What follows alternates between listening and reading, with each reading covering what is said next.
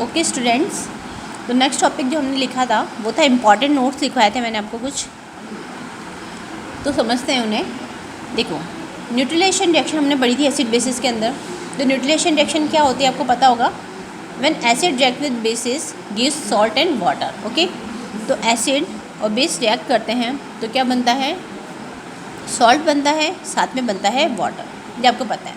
लेकिन अपन इसको daily life में कैसे एप्लीकेशन इसकी होती है, तो इससे रिलेटेड क्वेश्चन आता है एग्ज़ाम में।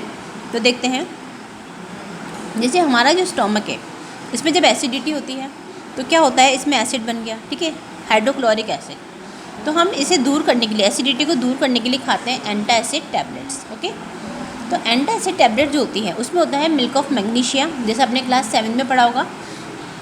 तो मिल्क ऑफ मैग्नीशिया होता है MgOH का होल ट्वाइस, मैग्नीशियम हाइड्रोक्साइड, ठीक है। ये होता है मिल्क ऑफ मैग्नीशिया, जिसका pH लेवल अगर हम देखें तो होता है 10, ठीक है। तो ये हो गया एसिड, ये हो गया बेस। तो एसिड बेस को क्या कर देगा, न्यूट्रलाइज कर देगा।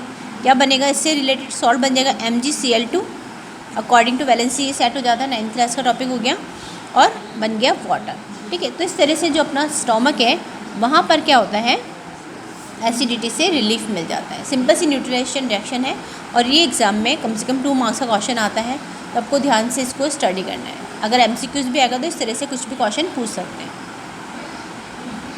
इसके बाद एक और टॉपिक अपने लिखा था बेसिस और एल्कलीस में डिफरेंसेस। तो ये क्या होता है, बेसिस क्या होते हैं, जनरली हमने देखा था जो भी मेटल्स हैं उनके ऑक्साइड एंड हाइड्रोक्साइड, ठीक है, ये क्या होते हैं, बेसिस होते हैं, ठीक है, ये अपने देखा था। तो ऑक्साइड और हाइड्रोक्साइड बेसिस होते हैं, मेटल्स से रिलेटेड जो भी ऑक्साइड बनते हैं वो जनरली क्या होते हैं, बेसिक प्रॉपर्टी के होते हैं। यहाँ पे अगर हम बात करें तो ये क्या होते हैं, पहले इसी को कंप्लीट कर लेते हैं। तो यहाँ पर एक और होता है,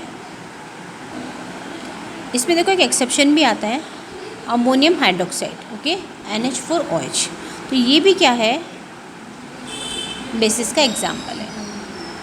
अब जितने भी बेसिस होते हैं वो एल्कलीस नहीं होते हैं, ठीक है। तो इसके लिए आपको पहले एल्कलीस पढ़ने पड़ेंगे। एल्कलीस क्या होते हैं, ये भी बेसिस होते हैं, लेकिन ये क्या होते हैं, वाटर में सॉल्युबल होते हैं, सॉल्युबल इन वाटर। तो बेसिस को ही अपन एल्कलीस भी बोल सकते हैं, लेकिन वो बेसिस अपन कंसिडर करेंगे जो वाटर में सॉल्युबल होंगे।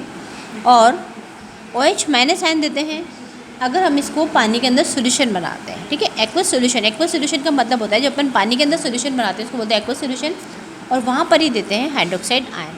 तो ये हो गया आपका एल्कलीस। तो हम ये बोल सकते हैं कि all bases are not alkalis, okay, क्योंकि सारे के सारे बेसिस तो होंगे नहीं, लेकिन जो डिज़ोल्व होंगे वाटर में वही क्या होंगे, एल्कलीस होंगे। लेकिन जितने भी एल्कलीस हैं वो कहाँ से निकले हैं, बेसिस से निकले हैं। तो ऑल एल्कलीस आर बेसिस, ओके। जैसे अगर हम बात करें एग्जांपल कॉपर हाइड्रोक्साइड और अमोनिया, तो ये क्या होते हैं, वाटर में डिज़ोल्व होते हैं। इक्वेशन देख सकते हैं, इसमें बन जाएगा आपका कॉपर हाइड्रोक्साइड, और इसी तरह से अगर अमोनिया को पानी में डालते हैं तो ये बन जाता है NH4OH, ठीक है। तो ये क्या हो गया, आपका एल्कलीस का एग्जाम्पल हो गया। इसी तरह से अगर अपन यहाँ पर एग्जाम्पल देखें तो अपन ने बोला मेटल के ऑक्साइड और हाइड्रोक्साइड क्या होंगे, बेसिस होंगे। तो ये हो गया, जैसे कैल्शियम ऑक्साइड है, ये मेटल है, मेटल का ऑक्साइड हो गया। Mg मैग्नीशियम ऑक्साइड हो गया, कॉपर ऑक्साइड हो गया, ठीक है। इसी तरह से कैल्शियम हाइड्रोक्साइड है आपका, और मैग्नीशियम हाइड्रोक्साइड है। ये सारे क्या होते हैं, मेटल्स के ऑक्साइड और हाइड्रोक्साइड क्या होते हैं, बेसिस होते हैं।